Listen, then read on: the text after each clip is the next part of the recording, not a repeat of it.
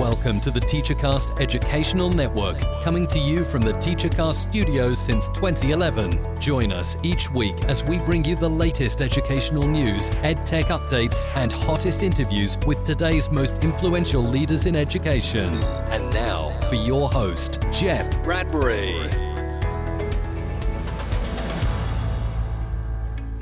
Hello, everybody, and welcome to the TeacherCast Educational Network. My name is Jeff Bradbury. Thank you so much for joining us and making TeacherCast your home for professional development. This is the Jeff Bradbury Show, the best podcast out there to help you build your EDU brand, no matter if you're a podcaster, blogger, speaker, author, professional development provider, any type of educational content creator. We are here for you each and every Wednesday. And do I have some great news as we're dropping this podcast? Tomorrow, we are offering our next webinar experience all about email marketing. And that is exactly what this show is all about, a precursor to some of the stuff we're going to be talking about tomorrow. Our friends at Agile EDU and I have gotten together again for a great webinar. It's going to be held on Thursday, May 27th at 3 p.m. Mountain Time. That's 5 p.m. Eastern Time. And we're going to be talking all about email marketing. So I hope you have a chance to join. It is free. You can register for the event over at teachercast.net/webinar, and I hope you guys have a chance to check it out. Last time we did a webinar with our friends over at Agile, we had a couple hundred people in the audience. Many of you guys, I'm sure, were out there watching. We talked about the basic building blocks of building your EDU brand, and I'm looking forward to it. And that is exactly the topic we are going to be discussing today is email marketing. So sit back today and ask yourself this question. Do you need email marketing? Do you have email marketing? Are you doing anything in email? So let's just take a look at this, right? And if you have any questions, you can, of course, head on over to buildyouredubrand.com. We got a lot of great blog posts. This is episode number 32. And all the links to everything that we've ever done here in email marketing are in the show notes. So you can check out the Jeff Bradbury Show, episode 32. I got to tell you guys, as I'm wrapping up 10 years of TeacherCast, I can think back on my email marketing journey because I didn't have one for the longest time. I was, learning about all this stuff. I started sending out newsletters. Newsletters, I hate to say it, not email marketing, right? You might confuse those two. So I want you guys to take a look here. Ask yourself the question, are you doing email marketing or are you sending out newsletters? Well, what's the difference here, right? It very simple. And once we go through this here, I think you guys might go, oh, okay, that's a little different. Many of you have a website. I hope all of you have a website. And on that website somewhere is a box or a button that says sign up here for my newsletter, right? Best place to put that, in my opinion, is on the sidebar, top right. That way everybody sees it. You might have it in your primary menu. You might have it in the middle of a blog. You might have it at the end of a blog. You might have a pop-up. I hope you don't have a pop-up on the front page. Please, please, please don't ever put a pop-up on your front page. Not good. We'll talk about that in a later episode, I'm sure. But, you have a website and it tries to collect email. Are you successful with it? How many emails do you get a day? How many emails do you get per visitor? How many emails do you get of certain types of people? What I mean by that, we'll talk a little bit about that. So here's my definition. And we're just kind of riffing today on all this different stuff as we get ready for the presentation tomorrow. But you have newsletters and email marketing. What's the difference? A newsletter is a piece of content that you create that goes out maybe on a Sunday, maybe on a Monday, something consistent, if you will. And essentially, your newsletter goes out to everybody, right? This is the update of Jeff. Every week, I give you the update. It just goes out. Everybody on the list gets it. Some people can choose to click on it. Some people can choose to not click on it. People can choose to ignore it. People can choose to remove themselves from your mailing list. All those different things. Newsletters are very popular. I believe they're the best way out there to reach your audience. Not everybody's on Twitter constantly. Not everyone's on Facebook searching you out, but everybody has an email address, if not several. And so sending out your weekly news blast, your monthly, bi-monthly, that is the best way to share your news, share your information. And for the last few weeks, I've been on a journey to revamp the way that TeacherCast is doing newsletters. I realized that the last time I really spent time on my newsletter platform was like in 2019. And I kind of looked at myself and said, what's happened in the last 2 years? And obviously the answer is I moved, got a new job, et cetera, et cetera. But yeah, email marketing is different, right? Email marketing is when you say, I'm going to send this email, this specific piece of content to a specific group of people or persons on your newsletter. And that's important, right? Because not everybody wants everything that you have. If you go to a buffet, you don't always want the Italian. Sometimes you want, the Mexican food, or sometimes you want just the salad bar, right? Everybody's going to want something different. It's all a matter of how you're going to be marketing your things to those specific people. And we do that here on TeacherCast. We do it in a variety of ways. Right now we have a newsletter that goes out every few weeks. I try to keep it, once or twice a month. That goes out to everybody on the newsletter. And I also have a segmented series of emails that go out depending on who you are. And we determine that in a number of ways. We determine that at the very beginning, in fact, by asking you a little bit about who you are when you sign up for the newsletter. On our newsletter, it says, who are you? And it drops down. It says, I am a teacher. I'm a librarian. I'm a podcaster. I'm a webmaster. I'm a whatever it is. And when you do that, we actually tag people with a specific code. Tag, if you will. So I know that if you filled out any of my forms and you said, I am a tech coach, then I've automatically put you in a tag for tech coaches. I've automatically put you in a sequence for tech coaches. I've already put you in a drip campaign, an automated sequence of emails as a tech coach. And depending on your journey through my email sequence, if you also start looking at some of the podcasting information of how do you make, what kind of equipment, I might also tag you as a podcaster or somebody who likes to listen to podcasts. And there is no rule that I use as far as how many tags you can have. For instance, if you sign up for my newsletter and you say that I am a tech coach, you're automatically tagged as form choice tech coach.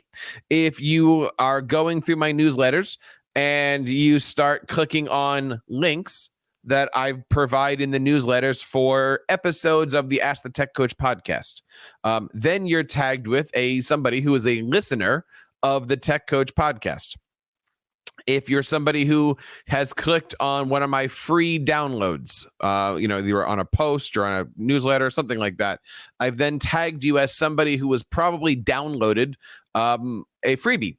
And if you are somebody who has shown interest in signing up for our Tech Coach newsletters, Tech Coach roundtables, Tech Coach network, you are then tagged as that. So I've got a variety of different tags, all for people in that tech coach realm. And I have the same thing for probably you.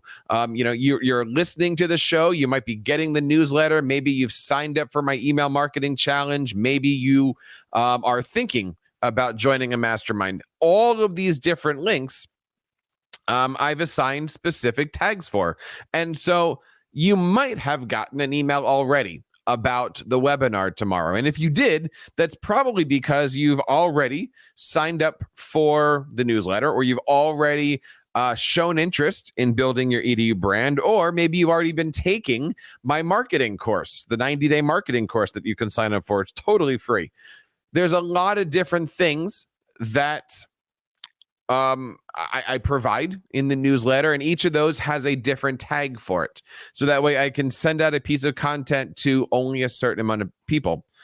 And let's face it, not everybody, again, wants what you have. If I'm sending out tech coach specific things, I'm not sending it to my web development newsletter. If I only want to be sending out things about building your brand, I'm not going to do that to the general second grade teacher who wants nothing to do with that.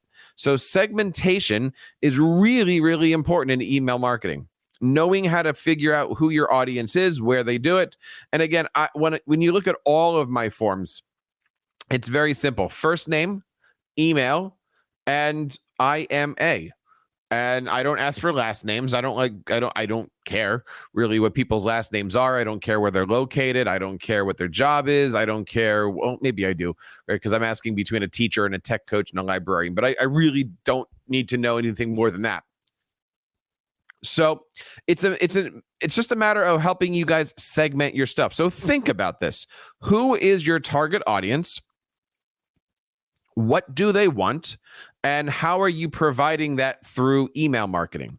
How are you getting them to sign up? Are you doing what's called a lead gen or some kind of tchotchke that you can give away? For instance, I just put together a post all about how to automate and get rid of your Google Forms at the end of the year.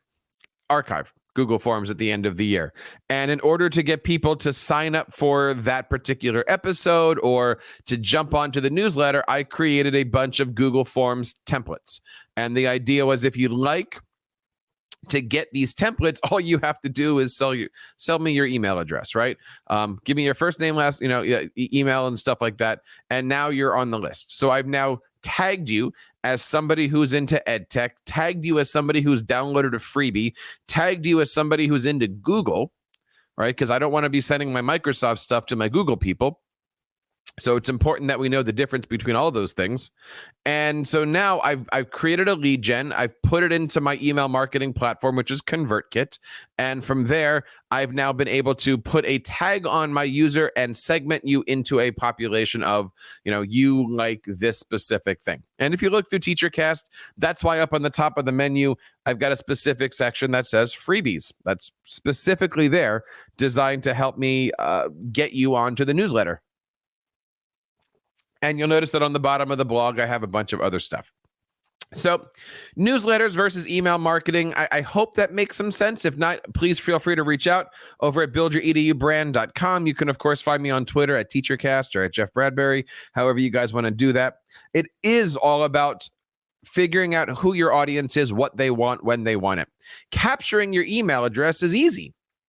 You just got to give them something that's going to get their email address, some kind of a tchotchke, some kind of a graphic, an infographic, a Google Forms template, a video, an online course. Doesn't have to be big. I probably gain 50 or 60 new emails a day, a couple hundred a week. They don't all stick around. There's a good percentage that people come in, they get their templates, and then they bounce. Great. That's wonderful. At least they're finding value on TeacherCast. That doesn't mean that they're not going to come back again. That doesn't mean they hate me. That doesn't mean they love me. That just means that they got what they needed and they left. The idea here that we really want to be looking at is, if you're interested in going into the email marketing area, you need to partner with somebody who you trust. You need to partner with somebody who gives you what you need. I've already told you my partner of choice is ConvertKit. You can sign up for them over at teachercast.net/ConvertKit. And I use them for a number of reasons. They're not the cheapest. They're not the most expensive, but they're not the cheapest. Couple reasons I use ConvertKit. Number one, great looking landing pages, great looking forms, right? Ease of use. The stuff looks good. A little bit of CSS goes a long way. You don't have to know how to do all that stuff, but the templates are there. They're always building. They're always improving on their stuff. Second reason why I use ConvertKit, it works with WordPress. It is locked in. I have the ConvertKit plugin. It pulls everything that I need, all the forms, all the everything. Simple, easy to use, compatible with the technologies that I'm already using on the website. Third thing, it does my segmentation and tags, and I don't get charged extra. There are so many different platforms out there that if you come and capture your email address and let's say that you're a tech coach, and then you come in tomorrow and you say that you're a librarian, that now counts as 2 people on my list. I don't want to pay for you twice. So The nice thing is that no matter how many different tag segmentations, you are one email address, you are one person. I like that. The next reason why I like ConvertKit is the automation. It does really nice, easy automations where I can say, as this person comes in from the form, put this tag on him, put them into a drip campaign, if you will, put them into a series of emails.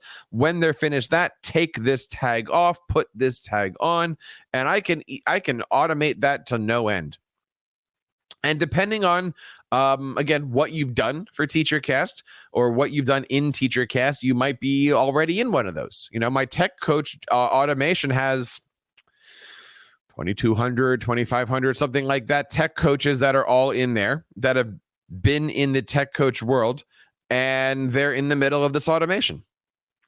And that's great. They love it. They're doing some great stuff. We're giving out freebies in there all the time, and I'm constantly adding to that. So automations are absolutely great. I will tell you, I've been through many email marketing programs. My first one, just like many of you guys, was MailChimp. I love MailChimp. It certainly is the biggest. I think it's one of the better ones out there. But I kind of outgrew my needs for it.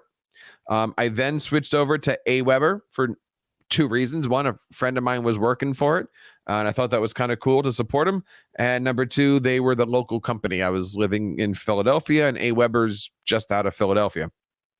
So, but when I went to move to ConvertKit, it was right around the time when I went to Podcast Movement, and I sat in for like a 6-hour marketing webinar, or in face-to-face with them, and not only fell in love with the company, but I said, okay, I can do this. And was really the start of my email marketing journey. So from there, the rest has been history, right? The numbers have gone up. The newsletters are going out. Everything's email marketed. Everything is segmented. And because of that, TeacherCast is where it is in the world. I want to know where you guys are. What are your goals for email marketing? Is it just simply to create a list, to grow a list, to build a list? I'm working with a client right now, not in the education field, and we are starting to move this person into the world of email marketing. And it's hard to do that when there's no motivation. And when I say there's no motivation, I mean he doesn't have a newsletter list yet. So what's the motivation to create a newsletter list when you don't have one to serve? It's always best, if you can, start with this stuff at the beginning. Really start with this stuff at the beginning.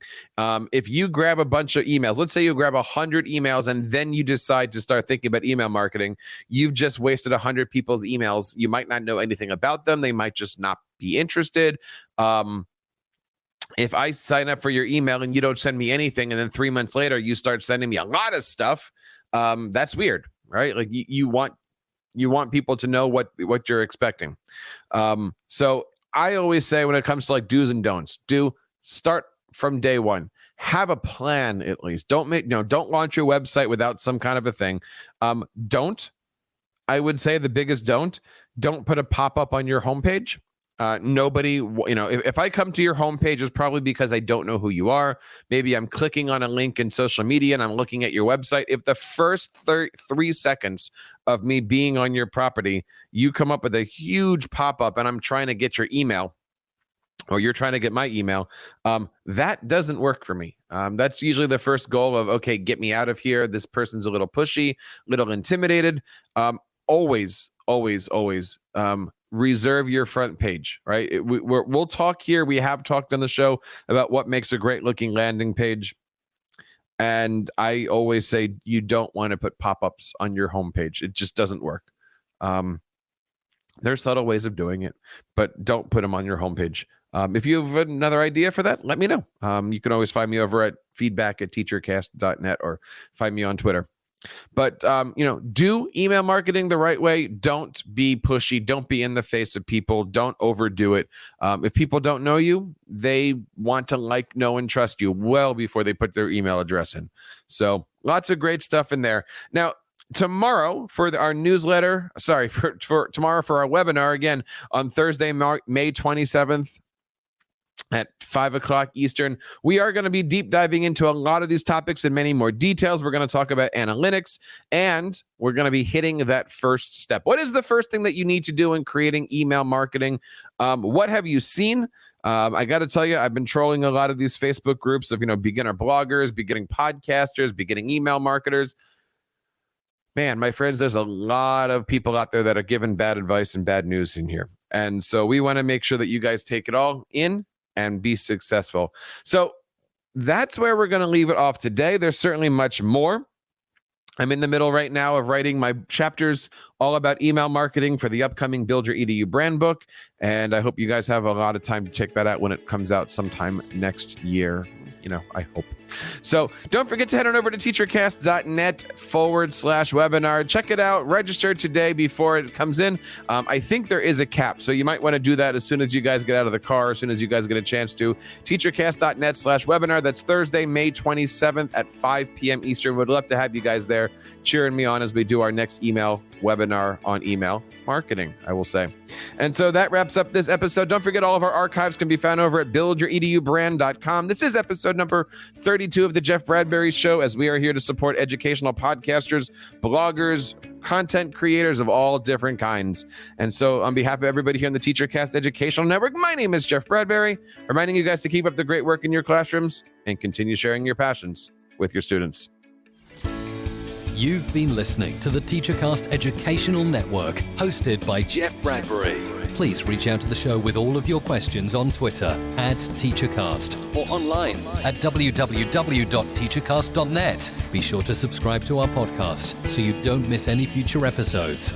And please take a moment to write a review in the App Store.